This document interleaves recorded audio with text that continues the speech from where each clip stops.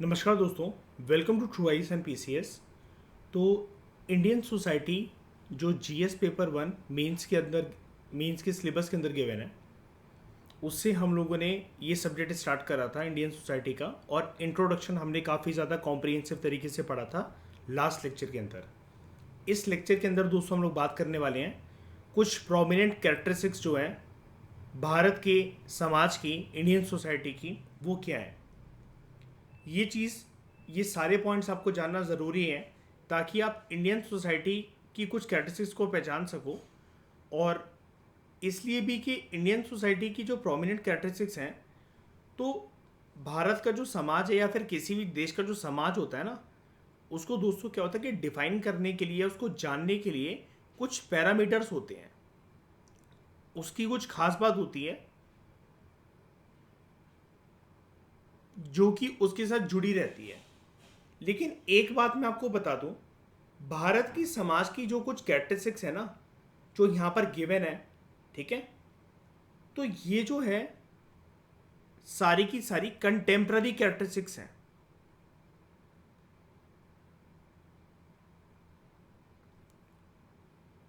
अब contemporary characteristics हैं यानी कि प्रेजेंट टाइम में ये भारत के समाज की कुछ हमें पहचान देखने को मिलती है। इससे हम क्या एनालिसिस अपनी जान सकते हैं, पता लगा सकते हैं, वो ये है, ये सारी की सारी कैरेक्टरिस्टिक्स पास्ट में नहीं थी। सारी की सारी कह रहा हूं मैं, 100% कैरेक्टरिस्टिक्स ये पास्ट में नहीं थी। और फ्यूचर के अंदर भी 100% कैरेक्टरिस्टिक्स ये नहीं रहने वाली है। आप इंडियन सोसाइटी की बात करो या किसी भी सोसाइटी की बात करो, एक बात दोस्तों याद रखना, किसी भी सोसाइटी की जो कैरेक्टरिस्टिक्स होती हैं वो काफी लंबे समय तक for long duration of time वो सारे के सारे समाज के फीचर्स और जो कैरेक्टरिस्टिक्स रहते हैं वो स्टेबल रहते हैं। लंबे समय तक, कीवर्ड पे ध्यान देना प्लीज, काफी लंबे समय तक सोसाइटी के प्रोमिनेंट कैरेक्टरिस्टिक्स और जो फीचर्स होते हैं वो स्टेबल रहते हैं, वो स्टेबल होते हैं। लेकिन हम ये नहीं कह सकते वो स्टेबल होने के साथ वहां पर फिक्स हो चुके हैं। ऐसा नहीं होता। क्यों? हर एक सोसाइटी,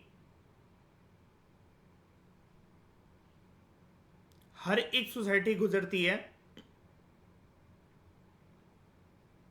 एक डायनामिक व्यवस्था से। मतलब व्यवस्थाएं जो होती है वो चेंज हो जाती हैं वक्त, हालात और जमाने के अनुसार। और फिर कुछ नई जनरेशन आकर इन डायनेमिक एलिमेंट्स को, इन डायनेमिक चेंजेस को एक्सेप्ट करना स्टार्ट कर देती हैं। और जब उन्होंने एक्सेप्ट करना स्टार्ट करा होता है उन डायनेमिक चीज़ों को, नई चीज़ों को, तो ऐसा तो नहीं होता कि पुरानी वाली सारी चीज़ें जो अभी तक वो मानते हुए आए, निभाते हुए आए, तो एक सोसाइटी सब कुछ ही छोड़ देगी अपना 100% और बिल्कुल कंप्लीटली नई ओरिएंटेशन की तरफ चल पड़ेगी। ऐसा तो नहीं होगा। तो old aspect plus new aspect,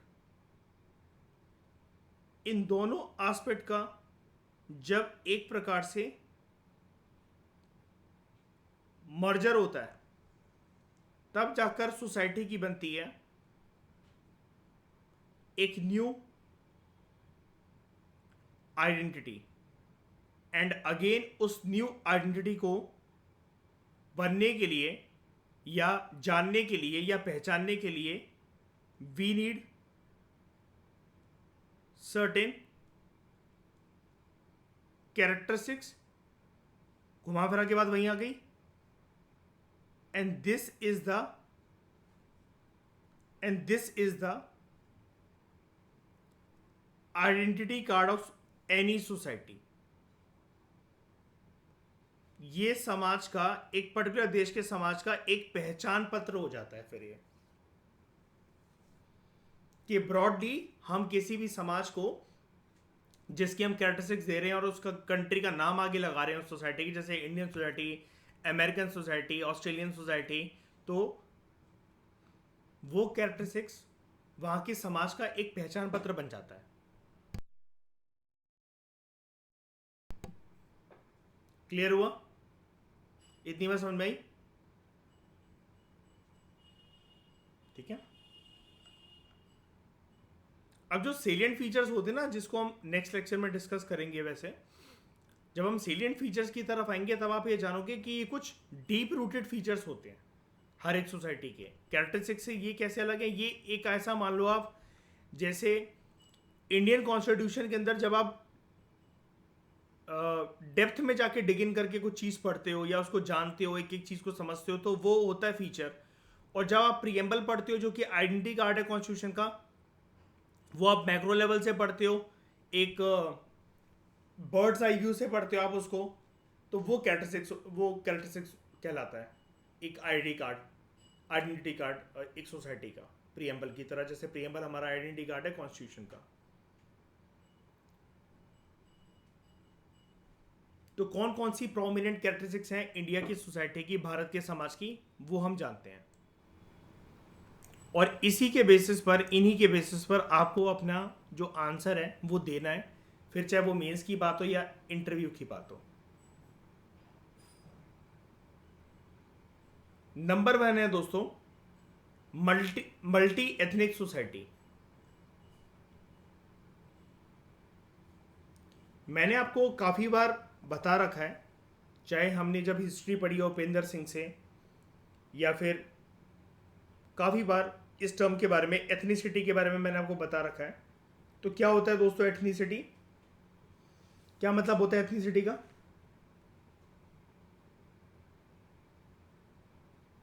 yes. देखो, एथनिसिटी के अंदर, जैसा कैरन ने बोला, when we use this term, तो there is a group of people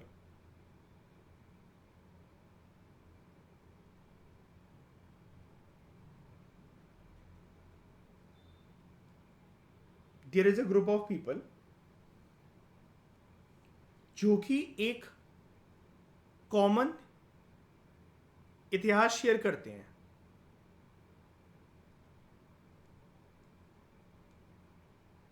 common history share करते हैं.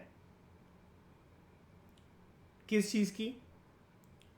उनकी कॉमन हिस्ट्री जुड़ी होती है कि उनका जो कॉमन है language, heritage,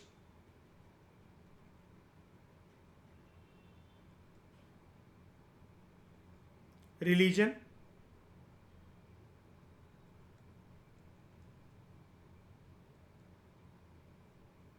customs, traditions,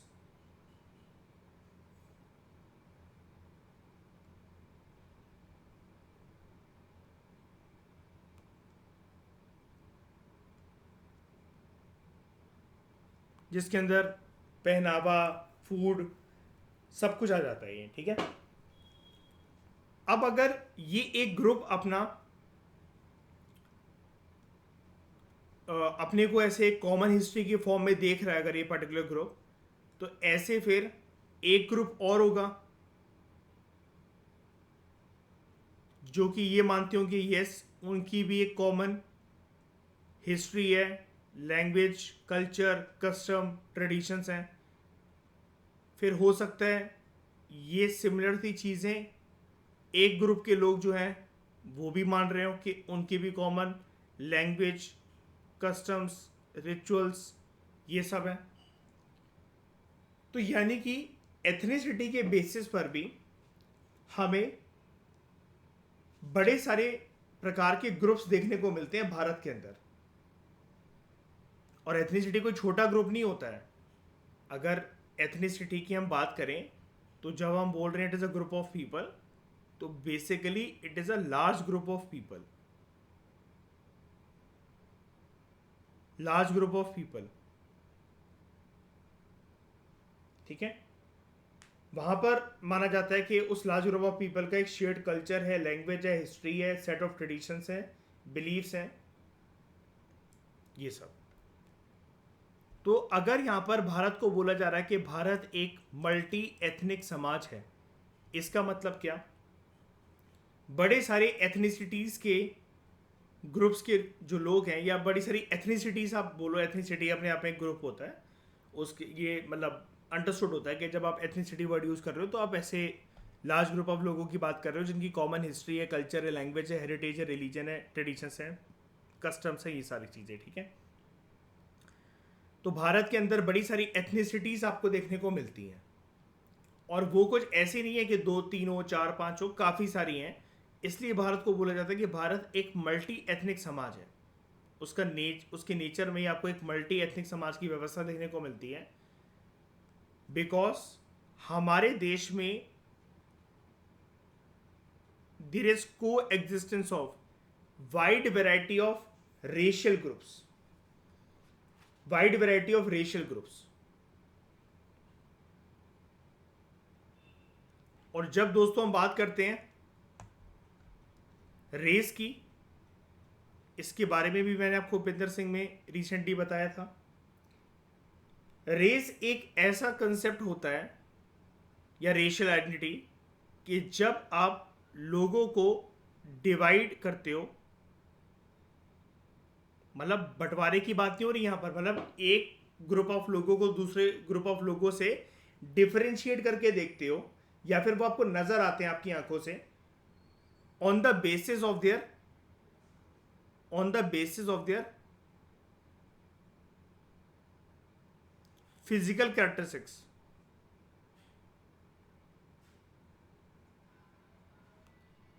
like या तो उनके फेशियल एक्सप्रेशंस,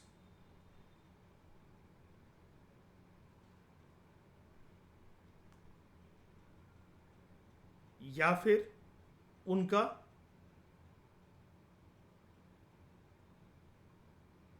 स्किन कलर, ये प्रोमिनेंट फिजिकल कैरेक्टरिस्टिक्स होती हैं। वैसे और भी हो सकती हैं। तभी मैंने आपको उपेंद्र सिंह में जैसे बताया था कि रेसिस्ट टेंडेंसी रखने वाले लोग कुछ ऐसी बातें करते हैं कि जिसका स्किन कलर बहुत डार्क है, या जो काला सा कोई एक इंसान उनको देखने को मिल रहा है, तो काले इंसान को देखकर किसी को ये अगर ये लगे कि यार ये तो ये नहाता ही नहीं होगा, और गोरे चिट्टे इंसान को देखकर ये लगे कि यार ये भले ये नहाया नहीं है लेकिन ये बड़े साफ सुथरे से हैं, तो ये एक रेसिस्ट टेंडेंसी होती है कि आप स्किन कलर के बेसिस पर किसी के आइडेंटिटी को, या किसी के एक पर्सनल रूटीन को आप बेसिकली जज कर रहे हो, या फिर उसे कोई जो टैग है वो आप एस्क्राइब कर रहे हो। क्योंकि होता क्या है कि ये फिजिकल कैरेक्टरिस्टिक्स के बेसिस पर भी, ठीक है, फिजिकल कैरेक्टरिस्टिक्स के बेसिस पर भी जब आप ये लोगों को ऐसे ये टैग देने लग जाते हो, उनके फेशियल एक्सप्रेशन, स्किन कलर के बेसिस पर उनको बेसिकली किसी न किसी तरीके का टैग मिलता है आपके थ्रू, तो आप उनको कुछ ना किसी न किसी प्रकार का एक सोशल मीनिंग भी देने लग जाते हो।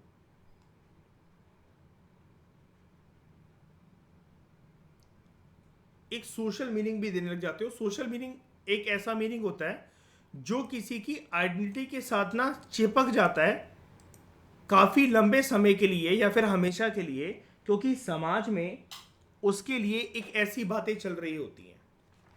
जैसे कोई पर्सन पहाड़ी है या नॉर्थ ईस्ट से अगर आया और आंखें उसकी छोटी छोटी सी हैं, ठीक है, या उसके फेशियल एक्सप्रेशन आपकी सोसाइटी में रहने वाले लोगों से अलग है, तो उसे एक ऐसा सोशल मीनिंग दे देना कि ये तो चाइना से आया है, ये तो चिंकी है, ये तो जैपनीज है। तो आपने फेशियल एक्सप्रेशन, स्किन कलर के बेसिस पर क्या करा, उसको सोशल मीनिंग भी दे दिया कि ये तो नेपाली है, ये तो बर्मीज है। आपके ही देश का कोई लड़का या लड़की है, वो पहाड़ों में रह रहे हैं, वहाँ के क्लाइमेटिक रीजन की वजह से, अपनी कॉमन जीनोलॉजी की वजह से, डीएनए की वजह से उनके वैसे फिजिकल कैरेक्टरिस्टिक्स हैं जो कि मेल जोल बिल्कुल भी नहीं खाते हैं एज कम्पेयर टू वो लोग जो कि केरला में रह रहे हैं, तमिलनाडु में रह रहे हैं, मध्य प्रदेश में रह रहे हैं, उत्तर प्रदेश में रह रहे हैं, कर्नाटका में रह रहे हैं, दिल्ली में रह रहे हैं।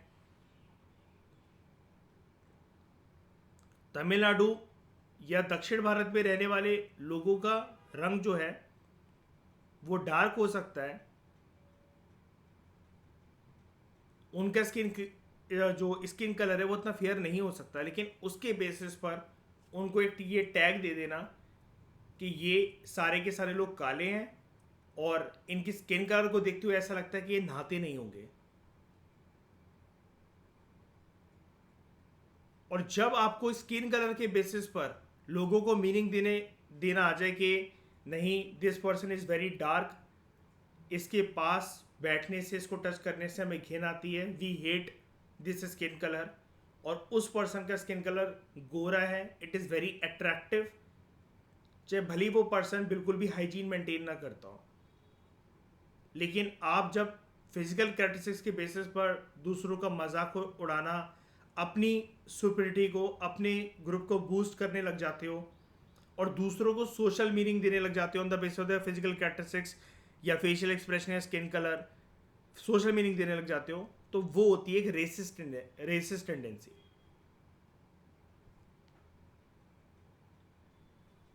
ठीक है, तो India is home to almost all the racial profiles prevalent in the world. जितनी भी अलग अलग तरीके के रेशियल ग्रुप्स जो होते हैं, ऑलमोस्ट ऑलमोस्ट सभी के सभी भारत के अंदर जो हैं वो बसे हुए हैं। ठीक है, मैंने आपको एक चीज़ दोस्तों और बताई थी उपेंद्र सिंह के अंदर, जब रेशियल वर्ड के बारे में जिक्र करा था मैंने आपको बताया था उस टाइम पर कि भारत के अंदर, भारत जो है वो मेजरली 4 रेशियल ग्रुप्स में जो है वो डिवाइडेड है। इन सारी चीज़ों के बारे में डिटेल में डिस्कशन होगी, अभी तो सिर्फ आप ये ऊपर ऊपर से कैटेगरी जान रहे हो। जो पूरा इंडियन सोसाइटी का जो सिलेबस है उसके अंदर हम और बात करेंगे एक टर्म के बारे में, एथनिसिटी को डेप्थ में जानेंगे, जो रेस है, क्लास है, कास्ट है, इन सारी एस्पेक्ट्स को हम काफ़ी डिटेल में जानेंगे, डोंट वरी। तो हम बात कर रहे थे कि 4 रेशियल ग्रुप्स जो जिनमें भारत जो है, भारत का समाज जो है वो बटा हुआ है मैक्रो लेवल से। तो वो है दोस्तों, एक है नेग्रिटोस, एक है नेग्रिटोस,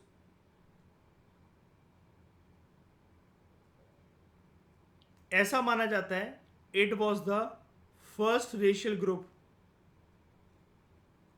it was the first racial group that came to India. It was the first racial group to came to India.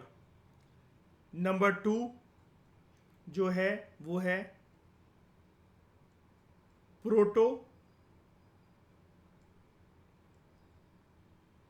ऑस्ट्रेलोलाइट्स,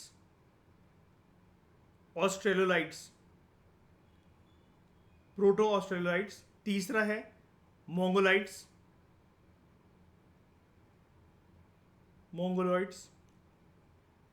और चौथा है मेडिटेरेनियंस।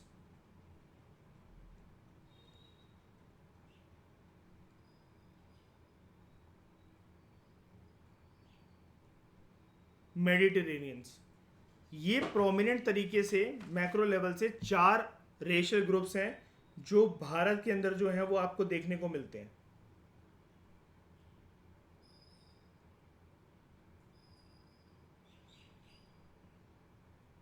ठीक है, ये चीज़ मैंने आपको उपेंद्र सिंह के अंदर भी बताई थी जब हम भारत में पास्ट में रेस की बात कर रहे थे, है ना, अलग अलग रेशियल ग्रुप्स की बात कर रहे थे। तो पहली कैरेक्टरिस्टिक्स में किसी को कोई डाउट? अच्छे से समझ में आ गया? बताओ। है ना, ठीक है।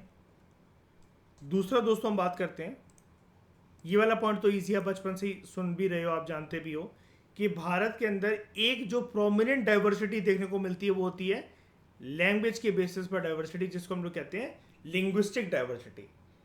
अब डाइवर्सिटी अगर है तो इसका मतलब जहां पर वो डाइवर्सिटी आ जाते हैं तो एक दो एलिमेंट्स तो होंगे नहीं, काफ़ी सारे एलिमेंट्स होंगे किसी भी चीज़ के।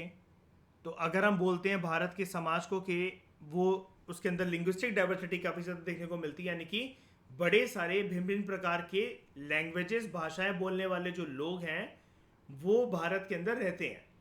तो भारत का समाज एक मल्टीलिंगुअल सोसाइटी जो है उस आइडेंटिटी के साथ जाना जाता है।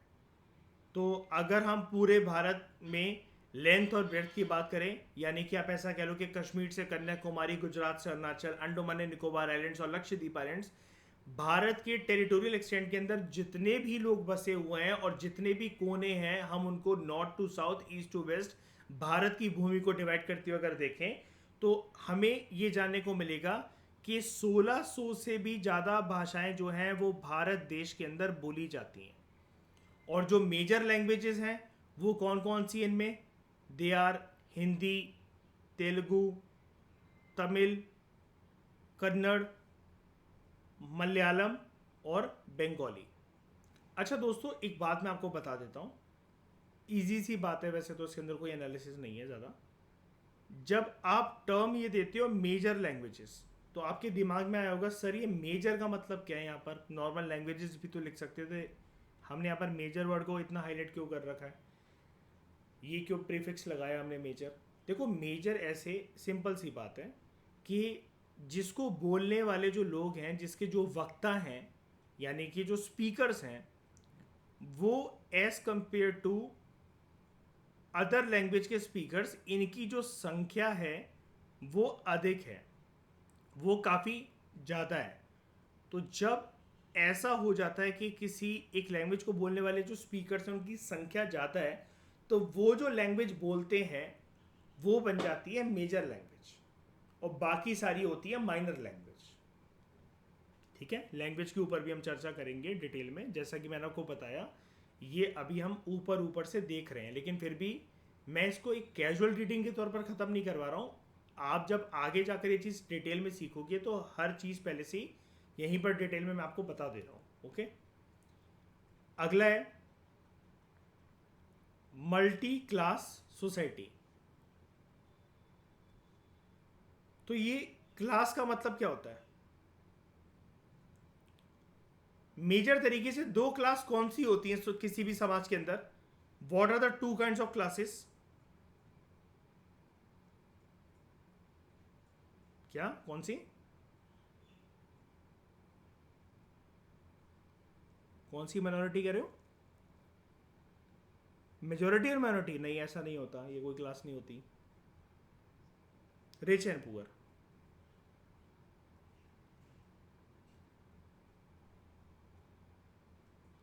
रिच और जो पुअर हैं ये दो प्रोमिनेंट जो होती है वो क्लासेस होती है किसी भी समाज के अंदर। जब समाज को हम देखते हैं कि लोग कैसे रह रहे हैं, उनका रहन सहन कैसा है, उनकी लाइफस्टाइल कैसी है, उनके पास हैव्स एंड हैव नॉट्स का फासला जो है, जो फ़र्क है वो कैसा है, तो क्लास जो है वो रिच और पुअर के बेसिस पर हमें प्रोमिनेंट तरीके से सबसे जो मेजर डिवीजन होती है वो ऐसी देखने को मिलती है। अब यहाँ पर भारत को बोला जा रहा है कि भारत एक मल्टी क्लास सोसाइटी है। तो भारत का जो समाज है वो सेगमेंटेड है, फ्रेगमेंटेड है, या फिर आप सेगमेंटेड वर्ड को आप ऐसे भी समझ सकते हो कि सेगमेंटेड वर्ड का दोस्तों मतलब होता है डिवाइडेड। तो it is divided into multiple classes. और ये जो डिवीजन है किसके बेसिस पर है? बर्थ के बेसिस पर है तो, और जिस परिवार में जो व्यक्ति पैदा हो रखा है, तो आपको भी पता है फाइनेंशियल जो उसकी जो स्थिति होगी वो भी अलग अलग होगी। तो ये जो डिवीजन है ये बर्थ के बेसिस पर है, financial achievements as well as social achievements के बेसिस पर भी है। ठीक है, जो पूरी जिंदगी में जिस फेज से, जिस साइकिल से एक पर्सन गुजरता है, तो हर एक हिंदुस्तानी की आप ऐसा कह लो कि अलग अलग कहानी है with respect to one's own class. Birth से फाइनेंशियल स्टेटस जो है वो डिसाइड होगा, ऑब्वियस सी बात है। आप किस घर परिवार में पैदा हुए हो, तो आपका लाइफस्टाइल कैसा है, आपके पास पैसा कितना है, कितना नहीं है। लेकिन ये तो बर्थ के बेसिस पर फाइनेंशियल स्थिति को देखना, ये तो लक फैक्टर की बात हो गई है। यहाँ पर अगर इनको लिखना होता तो ये ऐसे ही लिख देते, बर्थ और उसके साथ एसोसिएटेड आपकी फाइनेंशियल और सोशल अचीवमेंट्स। नहीं, हमारे यहाँ ना या किसी भी समाज के अंदर एक चीज़ समझी जाती है कि ठीक है भाई, मान लिया बर्थ के बेसिस पर आपको हो सकता है कि कुछ चीज़ें मिल जाएं, लाइक नंबर 1, एक तो पैसा।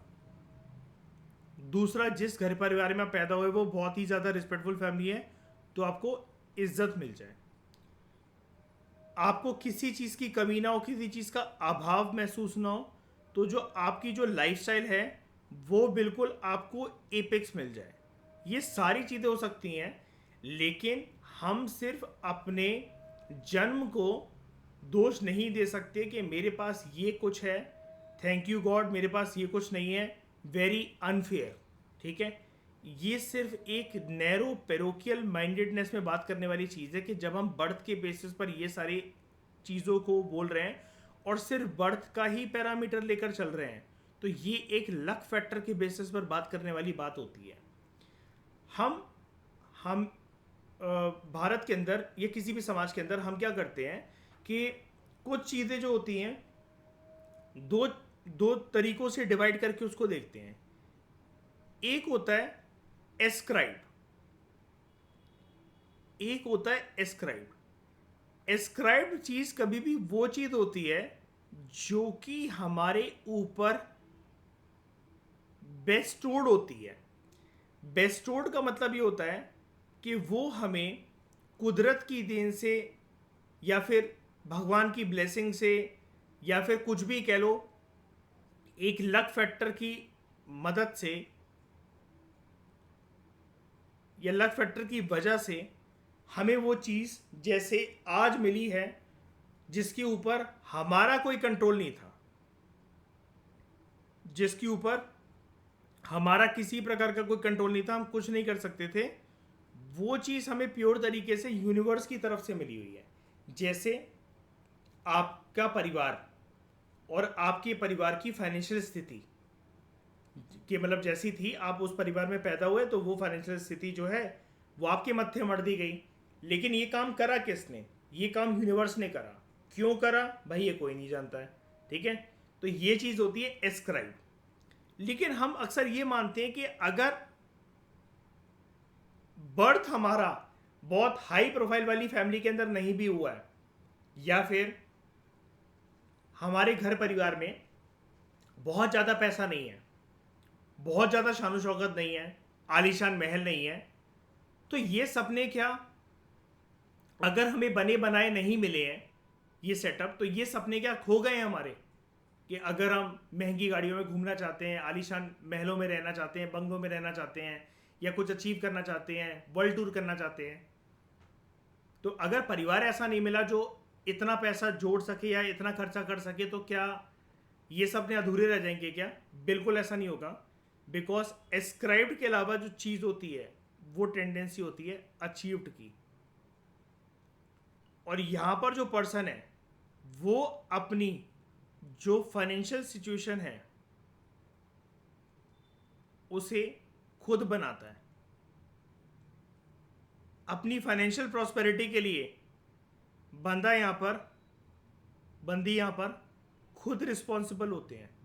दे take self responsibility for moulding the wheel of, for turning the wheel of luck factor in their life. वो अपने हार्डवर्क से, अपनी मेहनत से अपने लक फैक्टर को, अपनी किस्मत को चेंज करते हैं, बदलते हैं। और इसी के साथ जब आप कोई चीज़ अचीव करते हो तो आपको बड़ी सारे जो सोशल टैग्स होते हैं वो भी मिलते हैं कि इस पर्सन ने ऐसा काम करा है, समाज में इसका इस चीज़ के लिए नाम है, समाज में ये पर्सन इस चीज़ के लिए प्रचलित है, ठीक है, इस चीज़ के लिए इसकी पहचान है। तो ये सब चीज़ें अचीव्ड होती हैं। जैसे मैं आपको यहाँ पर बता रहा था कि इस घर परिवार की हो सकता है इज्जत हो, लाइफस्टाइल बहुत चरम सीमा पर हो, बहुत अच्छी लाइफस्टाइल हो, और आप उसी घर के अंदर उसके अगर आप लड़की हो तो उस घर में जाकर आपकी शादी हो गई है, या फिर जो है आप वहाँ पर पैदा हुए हो। ये अगर चीज़ें हैं, चलो शादी को हटा दें हम एक बार के लिए, बर्थ की अगर हम बात करें, वहाँ पर पैदा हुए हो, तो वो आपका एक लक फैक्टर है, ठीक है। लेकिन ऐसे सपने जो कि आप टॉप रिच फैमिलीज के देख रहे हो, ये आप भी पूरे कर सकते हो। अचीव्ड, और अचीव्ड भी एक चीज होती है एस्क्राइब्ड के अलावा, जो आपके ऊपर लक फैक्टर से नहीं मिली होती आपको। यहां पर आप सेल्फ रिस्पॉन्सिबिलिटी के थ्रू, मेहनत के थ्रू अपने सोशल टैग्स और सोशल स्टैंडिंग्स को और फाइनेंशियल सिचुएशन को चेंज करते हो। अब आप पढ़ो उसको, अब आपको अच्छे से समझ में आ जाएगा कि भारत के अंदर जो क्लास डिवीजन है वो बर्थ के बेसिस पर है। अब बर्थ कैसा स्टेटस हुआ बताओ, एस्क्राइब्ड के अचीव्ड? एस्क्राइब्ड के अचीव्ड? एस्क्राइब, ठीक है। तो ये चीज यहां पर ऐड ऑन कर लेना, जो मैंने आपको बताया, दो टर्म्स आज मैंने आपको सिखाई। ये है एक आपका एस्क्राइब्ड स्टेटस। एस्क्राइब्ड कैसा होता है, इसमें हमारा कोई कंट्रोल होता है कि नहीं होता, या फिर हम एस्क्राइब्ड स्टेटस को चेंज कर सकते हैं मेहनत से? कोई कंट्रोल नहीं।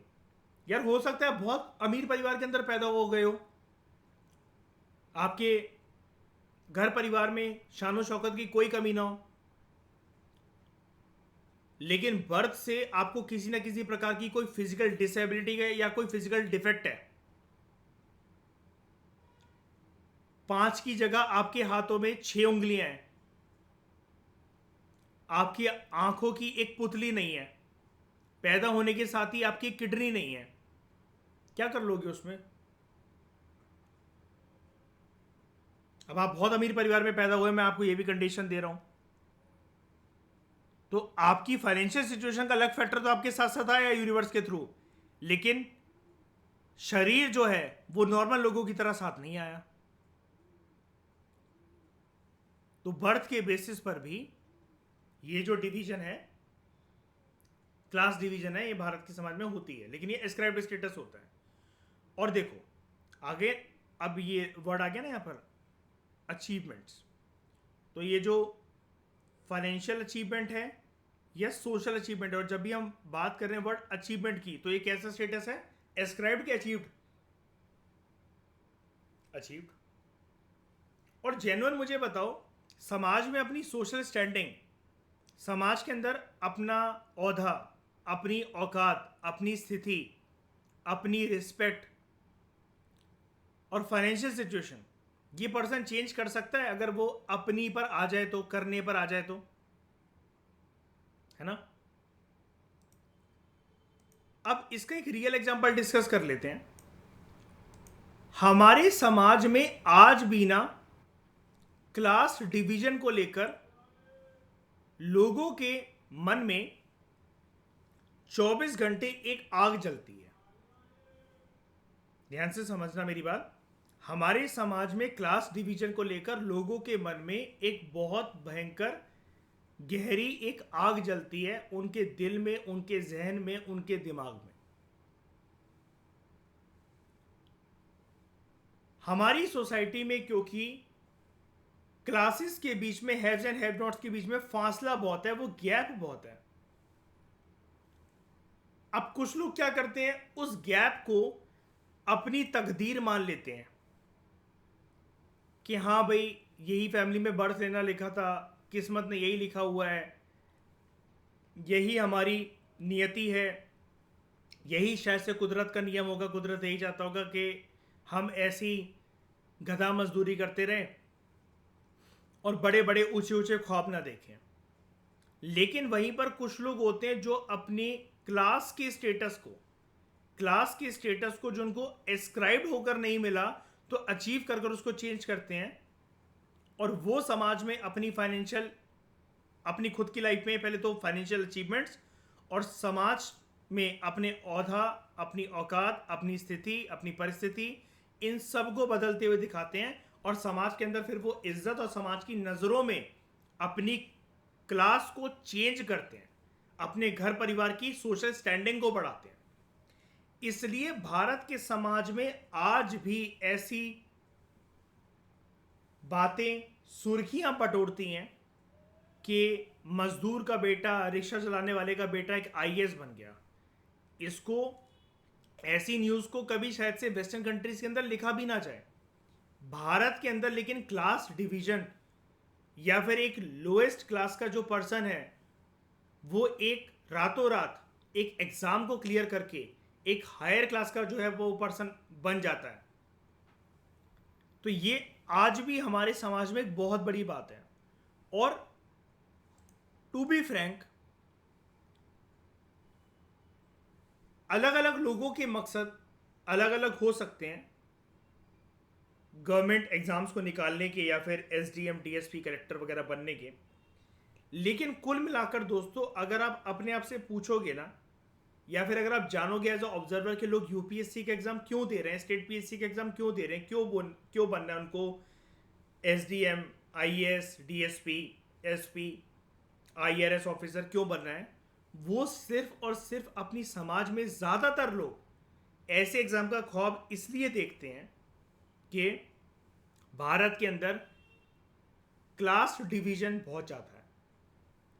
और ये एग्ज़ाम आपको एक ऐसा प्लेटफॉर्म दे सकता है जहां पर आप रातों रात अपनी एक लोएस्ट रंग की क्लास को, बिल्कुल लोएस्ट लेवल की क्लास को, आप टॉप क्लास जो है वो बना सकते हो।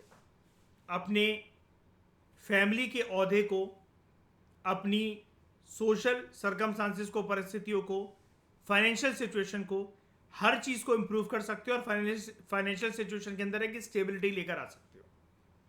क्योंकि ऑब्वियस ही बात है, हमें इस एग्जाम को करप्शन के पर्सपेक्टिव से नहीं देखना है कि मैं तो अरबों कमा लूंगा, खरबों कमा लूंगा।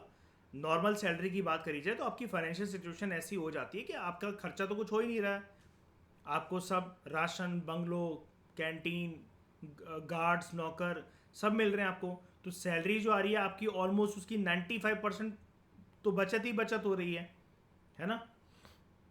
अगर आप कंजूस नहीं भी हो तो फालतू का खर्चा तो कुछ है ही नहीं। तो आपकी एक तो फाइनेंशियल सिचुएशन बढ़ जाती है, फाइनेंशियल स्टेबिलिटी आपको लाइफ में मिल जाती है। और सबसे बड़ी बात, लोगों को फाइनेंशियल सिचुएशन से भी ज़्यादा ये एग्ज़ाम निकालने की भूख इसलिए रहती है बिकॉज उनको एक सोशल अचीवमेंट मिलेगी। बाकी कोई सी भी चीज़ आप जानते हो कि कभी कोई, आप कितने भी अच्छे रिश्ते बना लो, कुछ भी कर लो, ये आपका ओहदा कि आप डायरेक्टली किसी एक बड़े इंसान से मिल सको, उसको कॉल कर सको, अपना काम निकलवा सको, उससे अपॉइंटमेंट लेकर फटाफट से आपको प्रायोरिटी पर पीएमओ बुलाया जाए, प्राइम मिनिस्टर्स ऑफिस, या सीएमओ बुलाया जाए, चीफ मिनिस्टर्स ऑफिस, या बड़े से बड़े अधिकारी को, नेता को आप जो है वो कॉल कर सको इमीडिएटली कि ऐसी ऐसी बात है और ये चीज़ में मुझे हेल्प चाहिए। तो आप जानते हो कि अभी नॉर्मल सिटीजन रहकर ये करना आसान नहीं है, लेकिन प्रशासनिक अधिकारी बनने के बाद, यूपीएससी जैसे एग्जाम को निकालने के बाद, ये सोशल अचीवमेंट्स और स्टैंडिंग हमारी 1 सेकंड के अंदर बढ़ जाएगी। अभी आपके घर के बाहर स्प्लेंडर खड़ी होती है तो आपके घर परिवार को नंबर प्लेट जो लगी हुई है, आपका कोई घर परिवार देखना भी पसंद नहीं करता मुड़ते हुए। तो हर किसी के दिमाग में, समाज में, जिसकी सोशल स्टैंडिंग जिसको कम लगती है, जिसको लगता है एक एग्ज़ाम निकाल कर ये रातों रात लोगों का नज़रिया चेंज करा जा सकता है, ये सोशल अचीवमेंट्स प्राप्त करी जा सकती हैं। और आपके घर के बाहर, घर के जो बाहर है उसके नंबर प्लेट अगर आगे लगी हुई है और उस पर लिखा हुआ है कि यू आर फलाना फलाना आईएएस, एसपी, डीएम, लाल बत्ती वाली गाड़ी उतर रही है, गार्ड्स उतर रहे हैं अगर आपके साथ, और फिर लोगों को आपका घर का नंबर, आपकी गली और जो भी आपके घर से बाहर निकलेगा वो मुड़ मुड़ कर देखेगा, चाहे घर पर आपने एक सिंगल भी मरम्मत ना करवाई हो, वो घर की दीवारें और ज़्यादा ख़राब हो गई हो, घर पे चूना सीमेंट और ज़्यादा गिरने लगा हो, छत उसकी और ज़्यादा टूटने लगी हो, लेकिन ये बोर्ड और आपका नाम ही, नंबर प्लेट ही वो काफ़ी है घर के बारे में। डू यू ऑल एग्री इस बात के ऊपर, हाँ या ना?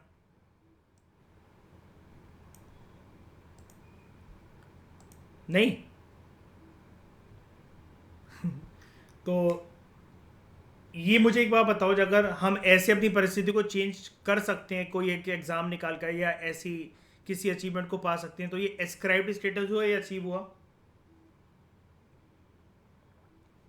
अचीव। क्योंकि एक बात और भी है, देखो मैं यहाँ पर एक बात और करता हूँ जिसके बारे में हम आगे पढ़ेंगे, लेकिन मैं यही बता देता हूँ। बर्थ के बेसिस पर, जो एस्क्राइब्ड बेसिस पर जो आपको चीज़ें मिल रही हैं ना, किसी किसी लोगों को तो सुनकर बड़ी खुंदक आ रही है, आती होगी कि यार उनके पास तो देखो मर्सिडीज़ है, BMW है, पैसा दिन भर भी खर्च करते रहें तब भी ख़त्म नहीं होगा, क्या शानो शौकत लाइफस्टाइल है। लेकिन बहुत बार ऐसा भी तो होता है ना कि ऐसे शानो शौकत लाइफस्टाइल या पैसे के नीचे पहिए लगे होते हैं, और वो गलत इंसान के हाथों में आ जाए तो वो खिसकने के लिए टाइम भी नहीं लगाते हैं। क्या आप ऐसे लोगों को जानते हो क्या, या फिर आपने सुना हो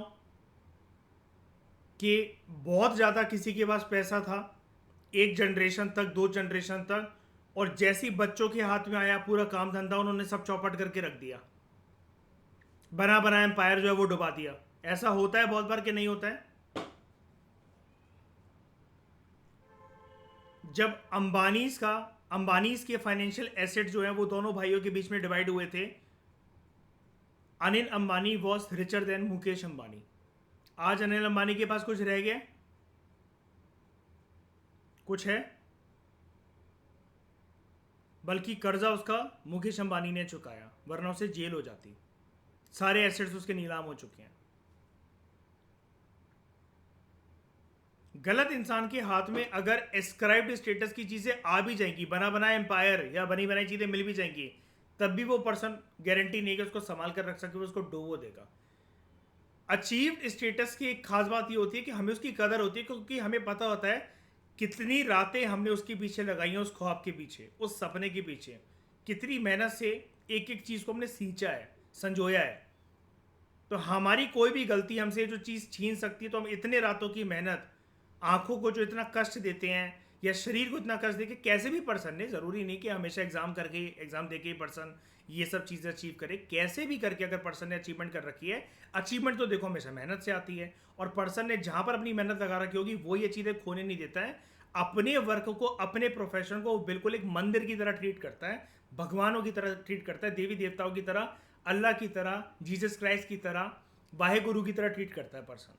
बहुत इज्जत होती है उसको अपने लिए, वो अपने आप पे फक्र और गर्व महसूस करता है वो पर्सन, या करती है। बना बनाया जो स्टेटस जो कभी कभार पर्सन को जो मिल जाता है, तो पर्सन हरामखोर हो जाता है। होने को यहां पर भी हो सकता है, लेकिन जब पर्सन जीरो से, फर्श से लेकर अर्श तक जब उठा होता है, जमीन से लेकर आसमान तक जब उठा होता है, तो उसको पता होता है कि रास्ते में मैंने क्या क्या देखा है, क्या क्या सहन करा है, और मैं इसको एक रात में नहीं खोना चाहता अपनी किसी भी गलती की वजह से।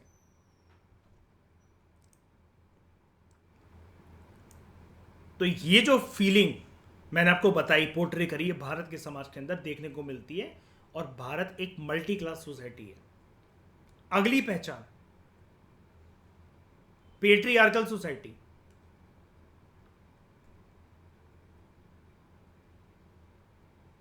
पेट्रियार्की वर्ड से आप क्या समझते हो? डिसीजन मेकर कौन होता है घर परिवार का या समाज के अंदर? मेल, मर्द होते हैं। तो इंडियन सोसाइटी लार्जली, देखो ये नहीं लिखा हुआ है कि obviously, largely patriarchal society. Largely मतलब क्या? 90% घर परिवारों के अंदर, समाज के अंदर जो डिसीजन मेकर है वो कौन है? मर्द की औरत? मर्द। जहां पर जो मैन है, मर्द जो है, they tend to enjoy greater status than women हर चीज में। However some tribal societies are matrilineal society. पढ़ा था ना हमने PMFIS ह्यूमन इकोनॉमिक ज्योग्राफी के अंदर, है ना? दे आर मैट्रिलिनियल सोसाइटी, जहां पर औरत के पास डोमिनेंट डिसीजन मेकिंग पावर रहती है। अब देखो, जो भी चीज दोस्तों मेजोरिटी में होती है, हमें उसको थोड़ी ना ध्यान देना होता है, माइनॉरिटी की चीजों की हमें नोट्स बनाने होते हैं। अब जैसे भारत की सोसाइटी की प्रमुख पहचान है कि वो पेट्रियार्कल सोसाइटी है। मर्द जो है वो डिसीजन मेकर होते हैं घर परिवार के, समाज के। एक घर के अंदर भी अगर एक डाइनिंग टेबल है और प्रॉपर डिनर करने का, लंच करने का, सबका घर परिवार का साथ में एक रूटीन चलता है, तो डाइनिंग टेबल कुछ ऐसी होती है, राइट? ऐसी होगी, ठीक है? अब ये जो जगह होगी ना, ये वाली और ये वाली, जो इसके एंड कॉर्नर होंगे, यहां पर हम क्या बोलते हैं कि कौन बैठता है?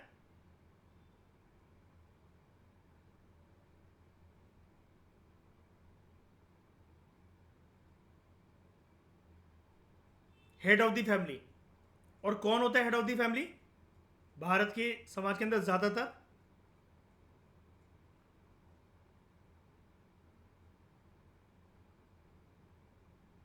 कोई भी एक मेल मेंबर ऑफ फैमिली। लेकिन ये चीज हर परिस्थिति में ठीक नहीं है, ज्यादातर ठीक है। मेजोरिटी टाइम्स तो यही होता है कि हमें यही देखने को मिलता है, सोसाइटी पेट्रियार्की के बेसिस पर चल रही है। लेकिन बहुत बार ट्राइबल सोसाइटीज जो है वो मैट्रिलिनियन सोसाइटीज होती हैं। आपने इनिशियली जब मेरे लेक्चर्स देखे होंगे फाउंडेशन कोर्स वगैरह के, तो मैं आपको अक्सर एक टर्म बताता था, जैसे आप लोग अच्छे घर परिवार से जो है वो बिलोंग करते हो, ठीक है, आपके यहाँ मान लो कि मदर और फादर दोनों वर्किंग हैं, आपके यहाँ कभी भगवान की कृपा से मम्मी पापा के बीच में तू तू मैं नहीं होती है,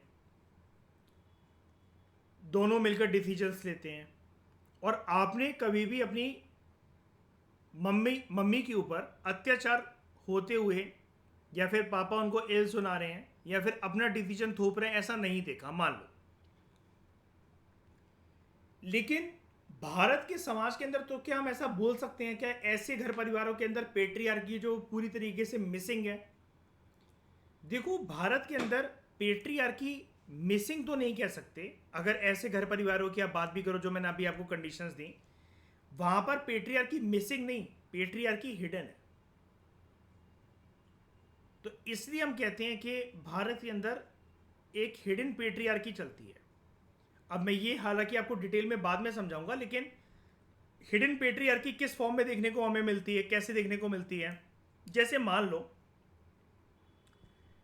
पापा आपके मम्मी को आके घर पे हर एक चीज बताते हैं, ठीक है, लेकिन वो डिसीजन बाहर से खुद ले आते हैं और मम्मी से हामियां भरवा लेते हैं, हाँ पे हाँ करवा लेते हैं। जैसे आप बचपन में कौन से स्कूल जाओगे, तो फादर ने ये डिसीजन आकर ले लिया, एडमिशन अभी होना बाकी है, लेकिन उन्होंने विचार बना लिया कि ये हम इसका एडमिशन इस स्कूल में करवाएंगे और मम्मी को आके बता दिया। दोनों के बीच में कोई डिस्प्यूट नहीं है, मम्मी ने कभी सवाल करा भी नहीं कि let me find some good school या फिर कॉलेज, मुझे भी सर्च करने दो। फादर ने ये खुद ही एज्यूम कर लिया कि मुझे सामाजिक ज्ञान ज्यादा है, ये तो हाउसवाइफ है तो उसको क्या पता। मम्मी ने कभी विरोध करा भी नहीं, इसमें कोई डिस्प्यूट की बात है भी नहीं, उन्होंने डिसीजन अच्छा लिया, उनको अपने हस्बैंड पे ट्रस्ट है कि हमारा बच्चा है भाई, इसके लिए तो अच्छे ही सोचेंगे, बुरा क्यों सोचेंगे। तो उन्होंने एग्री कर लिया कि बहुत अच्छे स्कूल में जाता है। अगर ये बता रहे हैं कि इस स्कूल का इतना नाम है, मैं तो घर से बाहर निकलती नहीं हूँ, मैं तो हाउस वाइफ हूँ, अगर आपकी मदर ये सोचे और जो इसके फादर डिसीजन ले रहे हैं वो बेस्ट है। घर पे आपको कोई ऊपर अपना फ्लोर बनवाना है, कोई मरम्मत करवानी है, कोई कमरा जो है वो रेन्यूएट करवाना है, या आप नई जगह पर प्रॉपर्टी ले रहे हो, father makes a mood for this, mummy से हामियां भरवाई जाती हैं। वो सोचती है कि हाँ इनको ज़्यादा पता होगा, इनको ज़्यादा अच्छे से पता है,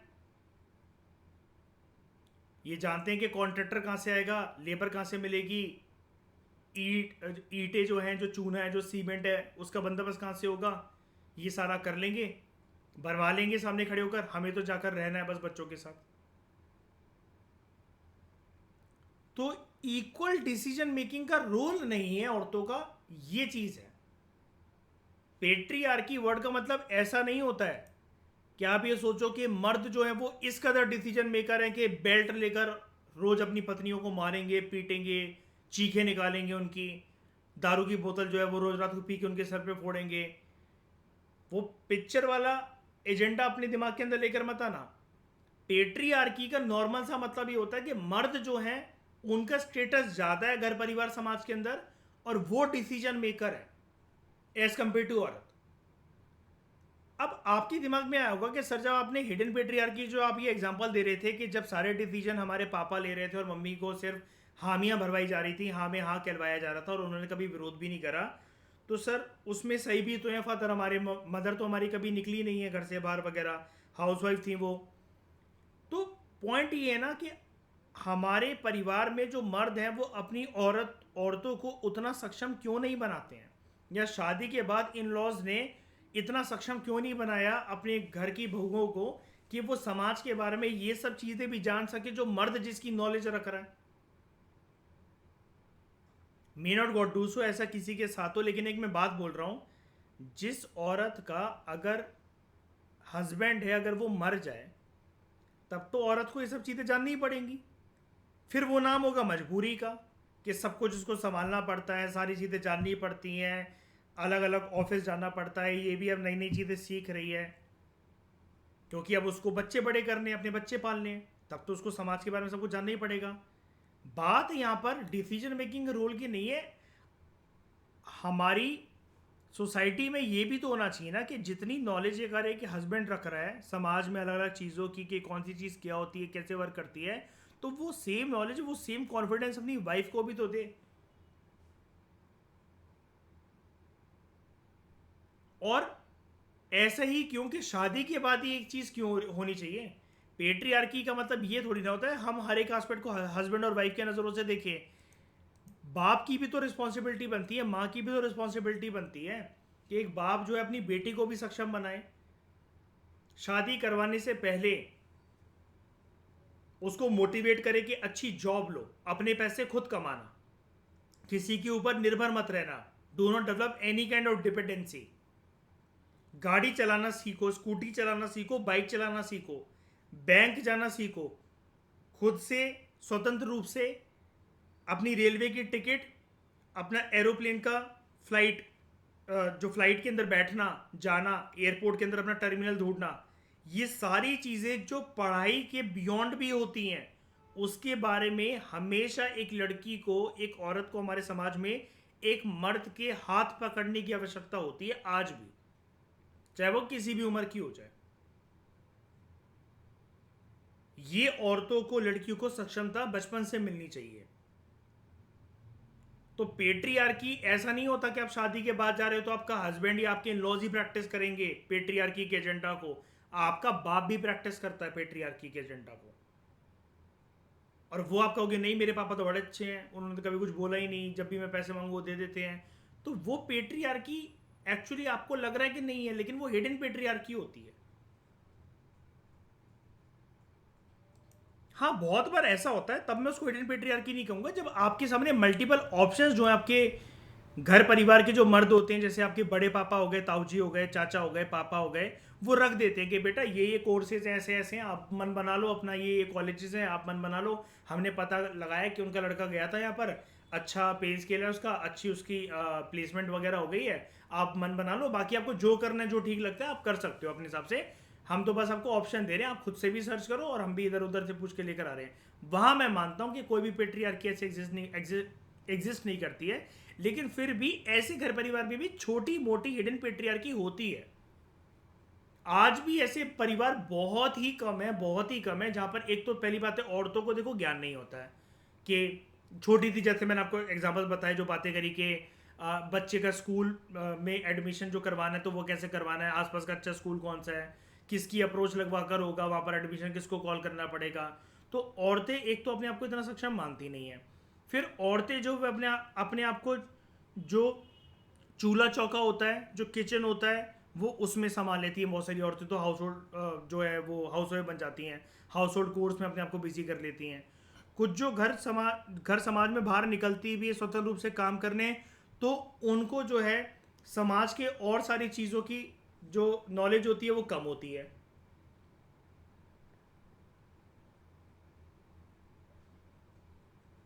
और मान लो कि है भी, एक लड़की को या एक औरत को ऐसी नॉलेज है भी कि वो शादी से पहले अच्छी खासी एक जॉब कर रही है, स्वतंत्र रूप से इंडिपेंडेंट रूप से अपना एक फ्लैट लेकर रह रही है, उसको सारी चीज़ें पता है कि कौन सी चीज़ कैसे होती है, हम कैसे ट्रेन में जाते हैं, हम कैसे एरोप्लेन में जाते हैं, हम बैंक में खाता कैसे खोलते हैं, ये फॉर्म के ऊपर कैसे साइन करते हैं, इनकम टैक्स रिटर्न कैसे फाइल करते हैं, उसको सब कुछ पता है, वो अपने पापा तक की मदद नहीं लेती है।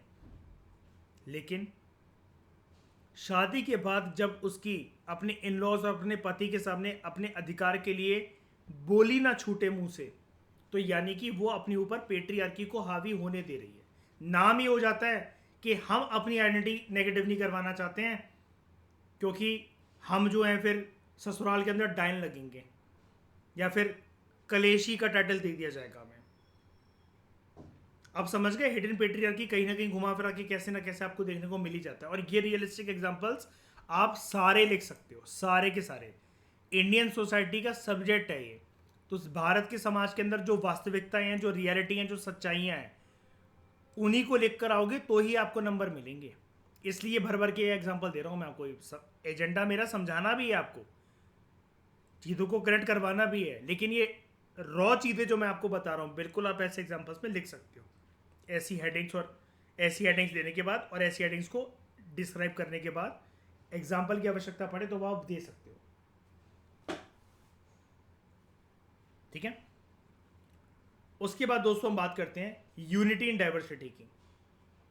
देखो डाइवर्सिटी तो बहुत ज़्यादा है हमारे देश के अंदर, है ना। लिंग्विस्टिक डाइवर्सिटी है, रीजनल डाइवर्सिटी है, रिलीजियस डाइवर्सिटी है, लेकिन उसके साथ साथ एक यूनिटी भी है।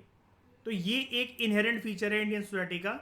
डाइवर्सिटी भारत के अंदर एग्जिस्ट करती है, देखने को हमें मिलती है एट वेरियस लेवल्स, चाहे वो लिंग्विस्टिक हो, रीजनल हो, रिलीजियस हो।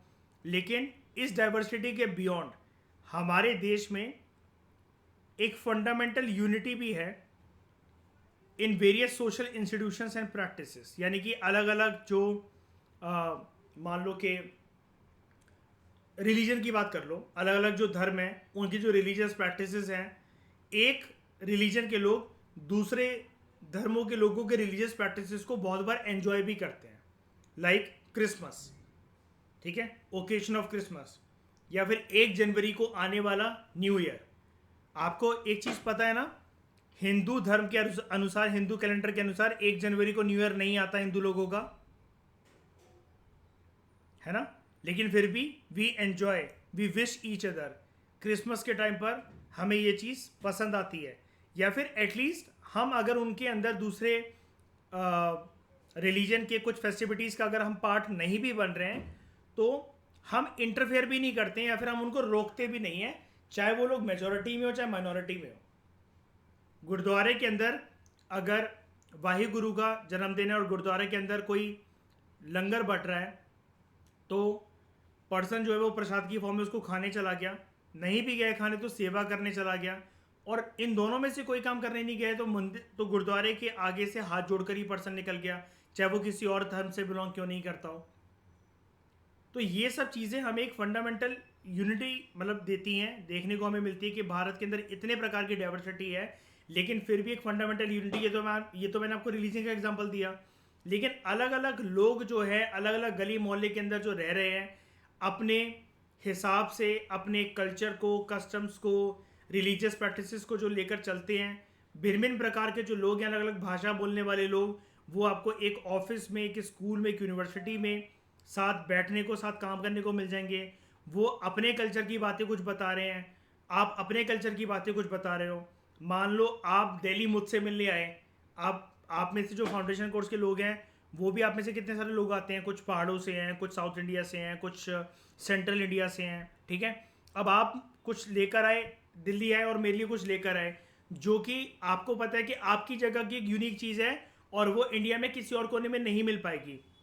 तो आप अपने रीजन की किसी चीज़ से, किसी फूड आइटम से, किसी कपड़े से, किसी एक कोई भी एक नक्काशी से मुझे आप जो है वो रूबरू करवा रहे हो, और उसको एक्सेप्ट करके मैं इस देश की डाइवर्सिटी को एक्सेप्ट कर रहा हूं, और ये भी चीज शो कर रहा हूं कि yes we all are having unity in a fundamental manner, important manner, basic manner में हम सबके पास यूनिटी है कि हम एक दूसरे के कल्चर को, एक दूसरे के फूड को, कस्टम्स को, हम सब ये चीज़ें एक्सेप्ट करते हैं, हम ये मानते हैं। अब जैसे आप में से कुछ लोग ट्रिप पर गए राजस्थान, और राजस्थानी अटायर के अंदर आप फोटो खिंचवा रहे हो, या फिर आप पहाड़ गए, ठीक है, और हिमाचल प्रदेश गए और हिमाचल प्रदेश की जो ट्रेडिशनल ड्रेसेस हैं उसको पहनकर आप फोटो खिंचवा रहे हो, या फिर जैसे लबासना में कल्चरल एक्सचेंज प्रोग्राम होता है या फिर जो कल्चरल डे होता है, जो लास्ट डे होता है स्पेशली लवासना का, तो वहाँ पर आपको अपने स्टेट की ड्रेस जो है वो पहननी होती है। तो वो भारत के यूनिक कल्चर को, यूनिक डाइवर्सिटी को, और उस डाइवर्सिटी के अंदर यूनिटी के एलिमेंट को वो शो करता है। ठीक है, तो ये तो पॉइंट काफ़ी ईजी है। उसके बाद हमें ट्रेडिशनलिज्म और मॉडर्निटी में को एग्जिस्टेंस देखने को मिलता है।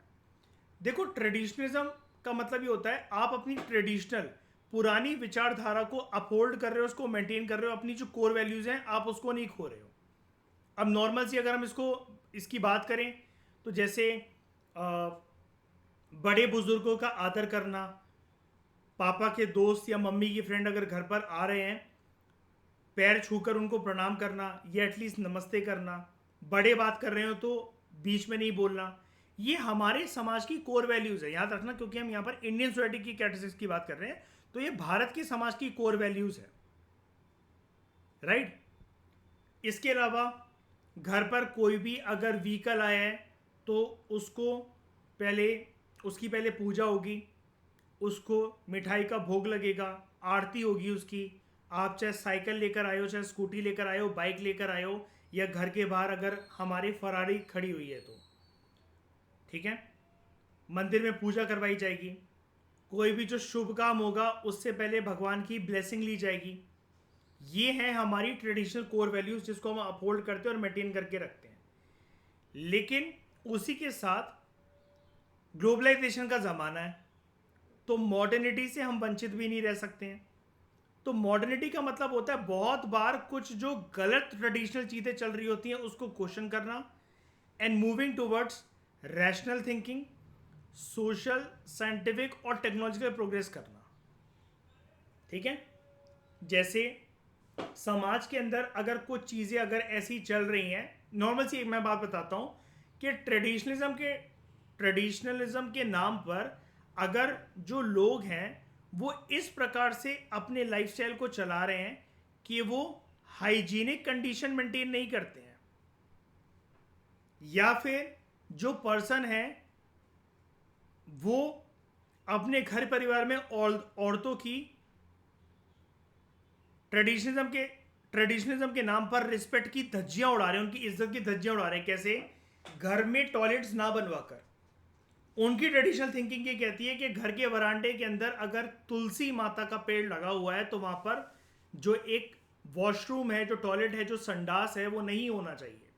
और मैंने इसके बारे में आपको बताया भी था उपेंद्र सिंह की बुक में, है ना, कि कैसे जो अंग्रेज आए थे तो वो चैलेंज करते, तो मैंने आपको काफ़ी एग्जांपल दिए थे। और अक्षय कुमार की मूवी भी बन रखी है टॉयलेट एक प्रेम कथा। मोदी सरकार जब 2014 में आई थी, इन्होंने ये जो हर घर शौचालय जो ये योजना है कि हर जगह टॉयलेट्स वगैरह बनवाने, इंडिया को ओपन डेफिकेशन फ्री बनवाना है, तो इसके लिए इन्होंने काफ़ी काम करा, है ना। तो अगर ऐसे ट्रेडिशनल थिंकिंग की वजह से जहाँ पर लोगों की जो हाइजीनिक कंडीशंस हैं, जो औरतों की जो इज्जत है वो अगर कम हो रही है और हाइजीनिक कंडीशन मेंटेन नहीं रह पा रही है, तो ऐसे मॉडर्निटी का एलिमेंट वहाँ पर बीच में आकर ऐसे ट्रेडिशन को क्वेश्चन करने की कोशिश करता है। और मॉडर्निटी हमें ये बताती है that we should move towards rational thinking, social, scientific and technological progress. तो एजुकेशन के स्प्रेड होने की वजह से और टेक्नोलॉजिकल एडवांसमेंट होने की वजह से मॉडर्न थिंकिंग जो है इंडियंस के अंदर वो बढ़ चुकी है। ठीक है, और आप मुझे बताओ ऐसा आप में से कोई है जो ऐसी ट्रेडिशनल थिंकिंग को अपने साथ रखे कि घर में वॉशरूम नहीं बनवाना है, हम तो अपने घर की बहू बेटियों को जंगल में या फिर खेतों में ही भेजेंगे for the purpose of washroom? ऐसा कोई है हम में से, आप में से? बताओ, नहीं ना। और ये किसकी पहचान होती है? पढ़ा लिखा व्यक्ति ही ऐसे समझदारी वाले डिसीजन ले सकता है कि घर में अगर एक टॉयलेट हो तो उसमें कोई नुकसान नहीं है, उससे तो बेटर ही है कि हमारी घर की बहू बेटियों को कोई न्यूड देख रहा है खेतों में जाकर, उसमें ज़्यादा घर परिवार का अपमान है या फिर घर में टॉयलेट बनवाने से अपमान है। तो ये मॉडर्न थिंकिंग जो है इंडियंस के अंदर ये इंक्रीज हुई है एजुकेशन और टेक्नोलॉजिकल एडवांसमेंट की प्रोग्रेस में और उसकी स्प्रेड होने की वजह से। However family life is still bound by traditional values and belief system. Bharat के लोग जो अपने घर परिवार में रहते हैं, जो पारिवारिक जीवन जो अपना चलाते हैं, लाइक आप पहले बात कर लो जॉइंट फैमिली सिस्टम की, या फिर अगर चलो न्यूक्लियर फैमिली सिस्टम भी है, वहाँ पर हमारे देश में परिवारों में आज भी कुछ ट्रेडिशनल वैल्यूज़ और कुछ ट्रेडिशनल बिलीफ सिस्टम से परिवार हमें बंधा हुआ आज भी नज़र आता है। कि जब हम अपने बच्चों को तालीम सिखाते हैं, चाहे कितनी भी बड़ी हमने बंगलो बनवा लिया हो, कोठी बनवा ली हो, हमारे घर के आगे अरबों खरबों की गाड़ियाँ जो है वो खड़ी हो रखी हो, लेकिन फिर भी दिवाली की पूजा होनी चाहिए। पूजा करे बिना घर से बाहर मत निकलो। इम्पॉर्टेंट ओकेशंस पर अपने पितरों को, अपने पूर्वजों को प्रणाम करो। कोई इम्पॉर्टेंट ओकेशन है तो पितरों को भोग लगाना, या फिर गाड़ियों की पूजा करना, ठीक है। घर से बाहर निकलना तो टीका लगाकर या तिलक लगाकर निकलना, मंदिर के आगे हाथ जोड़ना, ये आज भी घर परिवारों में सबको सिखाया जाता है। इन ट्रेडिशनल वैल्यूज़ को और बिलीफ सिस्टम को आज भी होल्ड करके भारत के अंदर फैमिली लाइफ का इसको हिस्सा माना जाता है, क्योंकि वो घर परिवार के बच्चों को सिखाया जाता है। उसके बाद balance between spiritualism and materialism. Spiritualism का दोस्तों मेन फोकस होता है कि इंडिविजुअल का जो एक्सपीरियंस है वो गॉड के साथ इंटीग्रेट करना, उसको बढ़ाना, ठीक है। आध्यात्मिक जीवन बिताना, आध्यात्म का मार्ग कहते हैं ना हम इसे स्पिरिचुअलिज्म को, कि आपकी इंडिविजुअल सोल का कनेक्शन यूनिवर्सल सोल के साथ होना, आत्मन का कंसेप्ट, आत्मन का लिंक ब्रह्मांड के साथ होना, यानी कि गॉड के साथ होना। जबकि मेटीरियलिज्म क्या होता है, आप किसी वस्तु की तरफ, किसी चीज़ों की तरफ इंक्लाइंड हो, ओरिएंटेड हो। तो मेटीरियलिज्म जो है, it is a tendency to consider material possessions and physical comfort, कि ये ज़्यादा important as compare to spiritual values. कि पूजा पाठ कर कर या फिर मेडिटेशन कर कर क्या ही मिल जाना है, क्या ही हो जाएगा, हमें तो फिजिकल कंफर्ट और ज़्यादा से ज़्यादा हम चीज़ें जोड़ सकें, वो ज़्यादा सही है। हमारे समाज में आज भी इसके बीच में एक बैलेंस देखने को मिलता है कि जब हमारे मम्मी पापा या फिर हम अपने आप को भी और दूसरों को भी जब हम ये सिखाते हैं कि देखो इतना मत उड़ो, अच्छी बात है चीज़ें लेकर आना, अपनी जेब में एक आईफोन होना, अच्छी अच्छी गाड़ियों में घूमना, लेकिन भगवान की आराधना, अब अगर आप मुसलमान हो तो नमाज करना, सरदार हो तो गुरुद्वारे जाना, या फिर किसी भी गॉड या गॉडेसेस की ब्लेसिंग लेना। उसमें क्या हो गया कि अगर कोई हिंदू नमाज पढ़ रहा है या मस्जिद जा रहा है, या फिर एक जो सरदार है वो कोई मंदिर जा रहा है, आप मुसलमान हो तो आप गुरुद्वारे में जाकर मत्था टेक रहे हो, कुछ भी है, लेकिन हमें ये सिखाया जाता है भगवान की पूजा अर्चना, अल्लाह का नाम, वाहेगुरु का नाम, चर्च से आई हुई जीसस क्राइस्ट की ब्लेसिंग्स, इसको कभी भी छोड़ना नहीं है। क्योंकि जिस ईश्वर की वजह से सांसें चल रही हैं उसका शुक्रिया अदा करना तो बनता है और करना ही चाहिए। 5 बार की जो दोस्तों नमाज होती है ना, नमाज में क्या होता है, जैद बताओ नमाज में क्या होता है? 5 बार हम अल्लाह का शुक्रिया करते हैं ना, नहीं करते हैं? झूठ बोल रहा हूं मैं? 5 बार हम अल्लाह का शुक्रिया करते हैं हर एक चीज़ में। जैसे नॉर्मली हम बोलते हैं ना कि थैंक यू फॉर गिविंग इस this life, thank you for giving इस दिस फूड, थैंक यू आपने हमें जीवन दिया, घर परिवार के अंदर सुख शांति है। तो हम भगवान को एक शुक्रिया अदा के लिए एक नमाज जो है वो मतलब पेश कर रहे हैं। नमाज की उन लाइनों में, उन बातों में हम भगवान का, हम अल्लाह का शुक्रिया अदा कर रहे हैं। तो मेटीरियलिज्म और स्पिरिचुअलिज्म के बीच में एक परफेक्ट बैलेंस हमें हमारे समाज के अंदर देखने को मिलता है। अब आप मुझे एक बात बताओ, हम सब लोग जो अभी बड़े हो रहे हैं, मेटीरियलिज्म की तरफ तो हम इंक्लाइंड है ही, राइट? इस डिकेड के अंदर 2030 तक हम सबका ये सपना है कि नहीं कि हम सबके पास एक अच्छा आलीशान घर हो, अच्छी गाड़ी हो, पैसा रुतबा के अंदर कोई कमी ना हो। मानते हो आप ये सब चीज़ें? चाहिए ये सब चीज़ें। लेकिन जब आपको ये सब चीज़ें मिलने लग जाएंगी धीरे धीरे करते करते, हमारे समाज में हमें क्या सिखाया जाता है कि हमें सबसे पहले किसको थैंक यू बोलना चाहिए? भगवान को।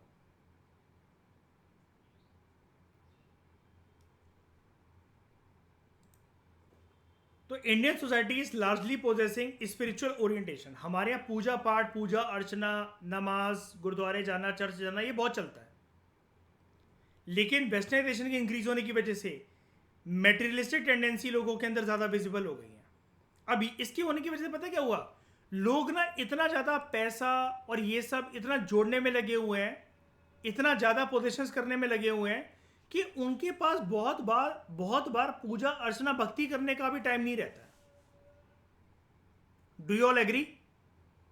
इंसान सारे काम कर लेगा, और अगर वो बहुत अमीर बन जाए ना, देखो मैं आपको एक चीज़ बताता हूँ, ये चीज़ हम आगे चल के डिस्कस करेंगे। अभी अभी तो जस्ट हमारा जो सब्जेक्ट है वो शुरू हुआ है। इंसान जब बहुत परेशान होता है ना, और जब बहुत खुश होता है, तो दो तरीके से बिहेव करता है। बहुत परेशानी के अंदर इंसान बहुत पूजा पाठ करता है, हे भगवान, हे अल्लाह, हे वाहिगुरु, मुझे इन मुसीबतों से बाहर निकलवा दे, नहीं जिया जा रहा मुझसे, सांस नहीं ली जा रही, हर एक दिन एक ऐसा फील हो रहा है कि जैसे शमशान घाट की तरफ जा रहे हो। तो आप बहुत पूजा अर्चना आराधना करते हो जब आपके जीवन में बहुत विपरीत परिस्थितियां चल रही होती हैं।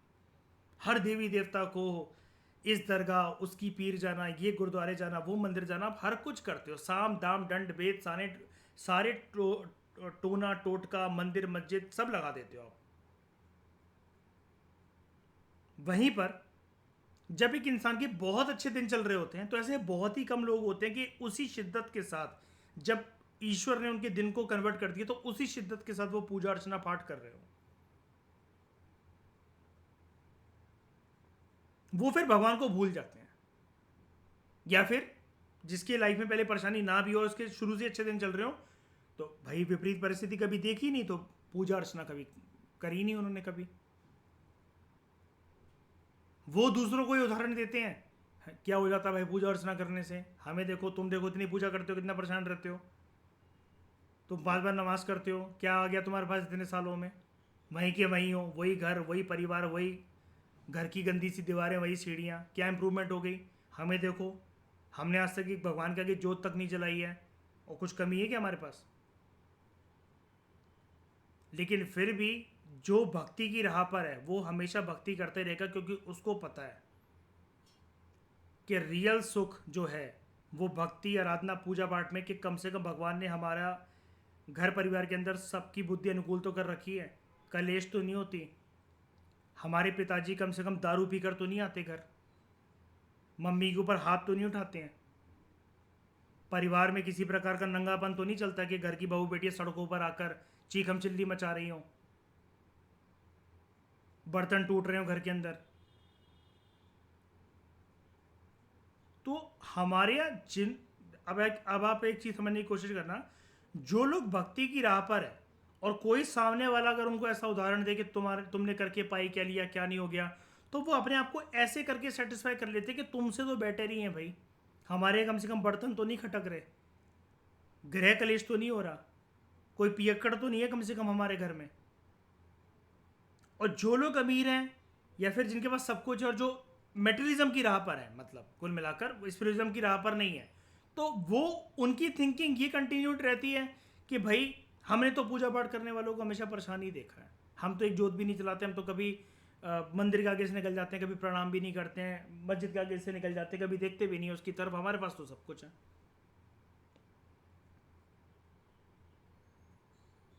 और इसके लिए भी हमारे मन के अंदर एक महाभारत चलती रहती है, जब से वेस्टर्नाइजेशन कुछ ज़्यादा ही पनपा है, कुछ ज़्यादा ही बड़ा हुआ है। बहुत बार जब इंसान के पास कुछ भी नहीं होता है, तो वो सच में भी ये सोचने लग जाता है कि हाँ भाई वो तो कुछ भी नहीं करते हैं, पूजा पाठ वगैरह, उनके पास तो सब कुछ है, हम जब से कर रहे हैं तब से हम परेशान हैं। इसके बीच में एक परफेक्ट बैलेंस होना बहुत जरूरी है, क्योंकि देखो एक चीज़ तो है, एक चीज तो है, हमारी बॉडी जो है ना, हमारी बॉडी सिर्फ एक फ्लैश और ब्लड को मिला के दोस्तों सिर्फ और सिर्फ एक ये नॉर्मल स्केलेटन है, एक ये नॉर्मल स्केलेटन है।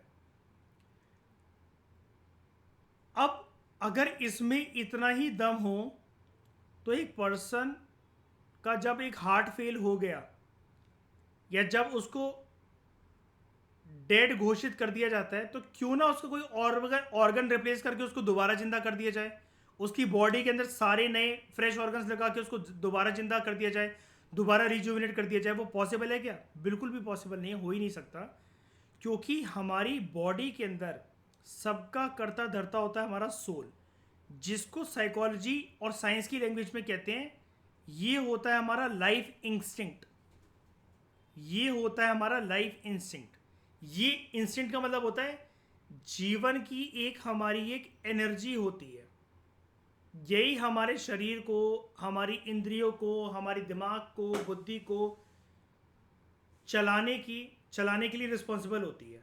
ये आत्मा, ये लाइफ इंस्टिंक्ट। और एक समझदार व्यक्ति को यह पता होता है कि अगर हमारी लाइफ इंस्टिंक्ट ठीक नहीं है, आपके अंदर से आवाज़ें सही नहीं आ रही, आप गलत रास्तों पर जा रहे हो, आप आपके अंदर सेल्फ कंट्रोल नहीं है, कहीं ना कहीं आपकी लाइफ इंस्टिंक्ट के अंदर फॉल्ट है। वो फॉल्ट आए ही ना, नहीं आए और आप बर्बाद ना हो, तो उसके लिए ज़रूरी है कि आप पूरे दिन ना लगाकर, पूरे महीनों के महीने ना लगाकर, लेकिन स्पिरिचुअलिज्म के रास्ते पर चलोगे तो आपको ये यूनिवर्स देगा ब्लेसिंग्स, जिससे आप सेल्फ कंट्रोल रख सकते हो, दिमाग के ऊपर काबू रख सकते हो। आप अपने, आपका दिमाग शांतिपूर्वक काम करेगा। सही और गलत की समझ जो होती है वो एक स्पिरिचुअल बंदे को काफ़ी होती है। अंदर से पहले से ही एक गट फीलिंग बोल पड़ती है, ये डिसीजन सही है, ये नहीं है, ये पर्सन गलत है, इसके साथ ज़्यादा इन्वॉल्व नहीं होना है, ये पर्सन बहुत सही है, इसी के ऑरा में रहो तो सेफ रहोगे, सिक्योर रहोगे।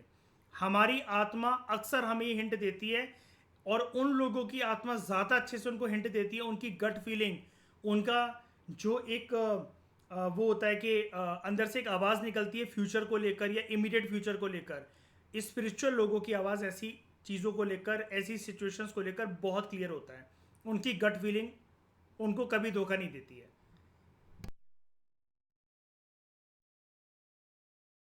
और मटेरियल पोजेशंस की जहाँ तक बात करें, अगर ये टॉपिक ये बोल ही रहा है कि there exist a fine balance between materialism and spiritualism, तो स्पिरिचुअलिज्म टेंडेंसी वाले जो लोग हैं, अगर भले वो मटेरियलिज्म की राह पर है, मान लो कि भगवान की कृपा से भाई अपने पास अपना यूपीएससी क्लियर हो जाए, अपने पास सब कुछ है भगवान की कृपा से, उस टाइम पर सारी गाड़ी है, अपने अपने आप को हमें एक बंगलो मिल रखा है, इतनी रेपुटेशन है, सब कुछ है हमारे पास, ठीक है, किसी चीज़ की कोई कमी नहीं है, ठीक है, किसी चीज़ की कोई कमी नहीं है, लेकिन फिर भी हम एक बैलेंस रखना अपनी इंडियन सोसाइटी के अंदर प्रेफर करते हैं, स्पिरिचुअल टेंडेंसी के अंदर और एक मटेरियलिज्म के अंदर। क्योंकि हमारा ये मानना होता है, या फिर हमने जो हमारे जो घर परिवार में अगर बात चलती है, जो ज्ञान चलता है, वो इस बात को लेकर चलता है कि भाई तुम क्या लेकर आए थे और क्या लेकर जाओगे।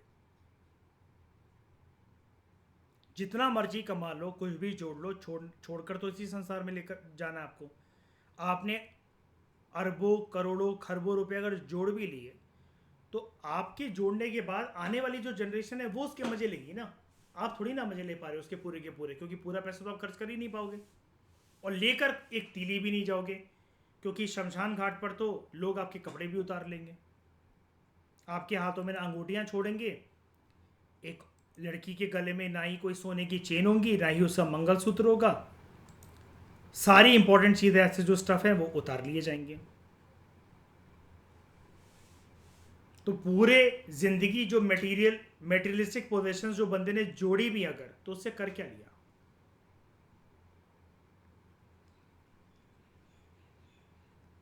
तो इसके बीच में भी हमें एक बैलेंस देखने को मिलता है।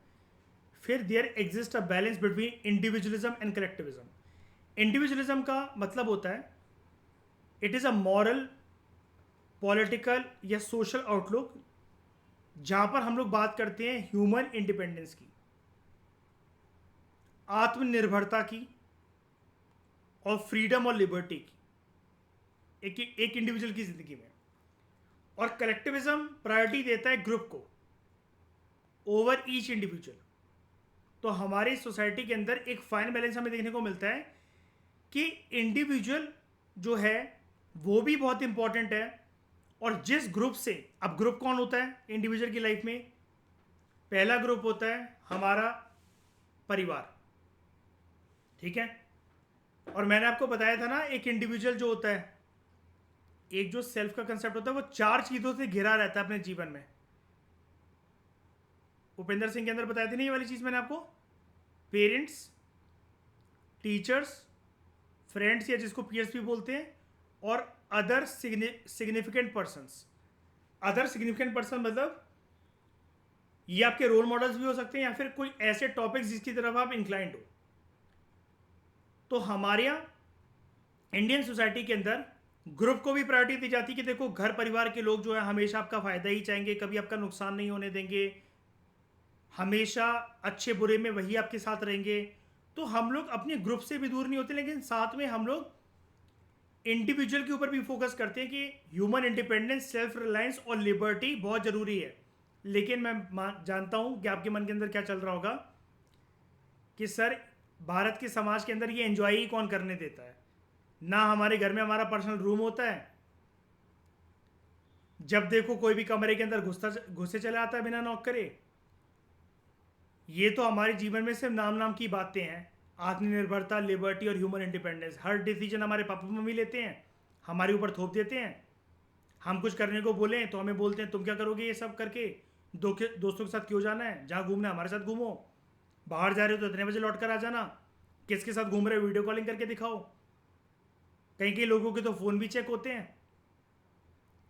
और कई लड़कियों के पापा को नहीं पसंद कि लड़के जो हैं हमारे घर में आए जाएं, चाहे किसी भी रीज़न से, हमारी बेटी से दोस्ती ना करें वो। और उनको साफ इंस्ट्रक्शन होती है कि घर में किसी लड़के को नहीं बुलाना है कभी भी, चाहे कॉपी देने के बहाने से चाहे किसी भी बहाने से, लड़के नहीं आएंगे इस घर में। लेकिन फिर भी ये तो सामाजिक बातें हो गई। इंडिविजुअलिज्म का मतलब ये होता है कि मॉरल, सोशल और पॉलिटिकल आउटलुक, मतलब ऐसी थिंकिंग जहाँ पर हम लोग इंसान की स्वतंत्रता पर, उसकी निर्भरता पर और लिबर्टी पर फोकस करें, उसकी आज़ादी पर फोकस करें।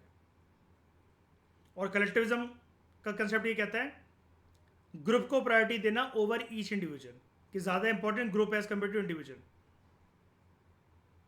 जैसे समाज अगर मजबूत है, अगर अच्छा है, सारे लोग पढ़े लिखे हैं, तो ग्रुप अगर पढ़ा लिखा है तो इंडिविजुअल जो उसके अंदर रहने वाले वो ऑटोमेटिकली ग्रुप की कैरेक्टरिस्टिक्स को अपना लेंगे। ये चीज़ है, इसके बारे में हम और डिटेल में बात करेंगे आगे चलकर। फिर ब्लड एंड किनशिप टाइज।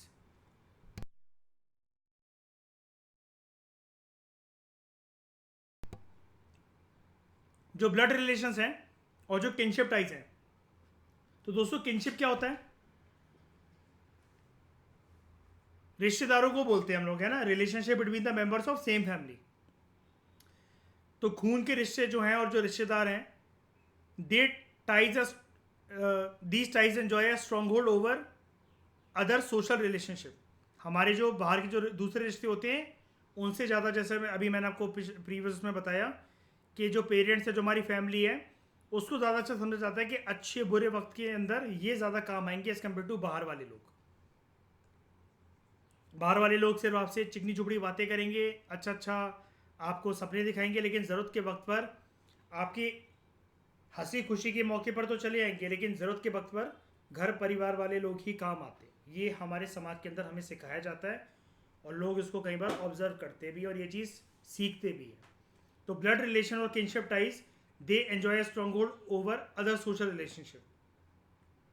और यही एक इंडिविजुअल की पॉलिटिकल और सोशल एस्पेक्ट जो होते हैं लाइफ के, उसको गवर्न करते हैं। अब यहाँ पर ऐसा क्यों बोल रखा है कि ब्लड और किनशिप टाइज पॉलिटिकल और इकोनॉमिक स्फीयर ऑफ लाइफ को गवर्न करते हैं? इसका कहने का मतलब ये है, राजनीति में आगे बढ़ने के लिए एक पर्सन जो होता है वो अपने घर परिवार और रिश्तेदारों के सारे ही आगे बढ़ता है। अगर कल को कोई किसी पोजीशन में आ जाता है तो वो अपने घर परिवार वालों के लिए, अपने रिश्तेदारों के लिए सबसे पहले सोचता है, सबसे पहले करता है, और उससे भरोसा होता है कि इनकी वजह से अगर मैं ये आगे बढ़ाऊँ तो ये तो गद्दारी नहीं कर सकते मेरे साथ।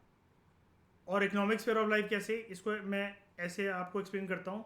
मान लो कि आपका कोई बिजनेस है, तो आप रोड पे चलते हुए किसी पर्सन को उठाकर तो नहीं ले आओगे कि हाँ भाई मैं पूरी की पूरी अपनी जो अलग अलग ब्रांचेज हैं, मैंने मान लो कि 50 शोरूम खोल रखे हैं कहीं पर, किसी भी चीज़ के शोरूम मान लो, क्लोथ्स के शोरूम मान लो, 50 शोरूम खोल रखे हैं। मैं सब में तो जाकर नहीं बैठ सकता, बाकी 49 के अंदर मैं तो एक शोरूम के अंदर बैठूंगा एज अ मालिक। बाकी 49 के अंदर मैं रोड से चलते हुए व्यक्ति को तो बैठा नहीं सकता कि आप जाकर लो, बिजनेस संभाल लो, देख लो इसको। मैं अपने किसी अच्छे दोस्त पर भी निर्भर नहीं रह सकता। इसके लिए आप खुद सोच के देखो, भारत के अंदर ये बात चलती है, लोग अपने काम धंधे या जिसको हम लोग हिंदी में कहते हैं कि गले पर अगर किसी को बिठाते हैं तो अपने रिश्तेदारों को, घर परिवार वालों को ही बिठाते हैं। और ये चीज़ अक्सर ना दोस्तों जो बनिया लोग होते हैं उनमें काफ़ी देखी जाती है। इनके चाचा, मामा, ताऊ, ताई, मम्मी, बुआ सब धंधे में लगे रहते हैं, घर परिवार वाले, और मिल बांट के प्रॉफिट शेयर करते हैं।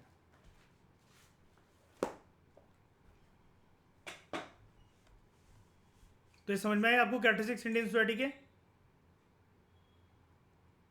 अच्छे से डिटेल में?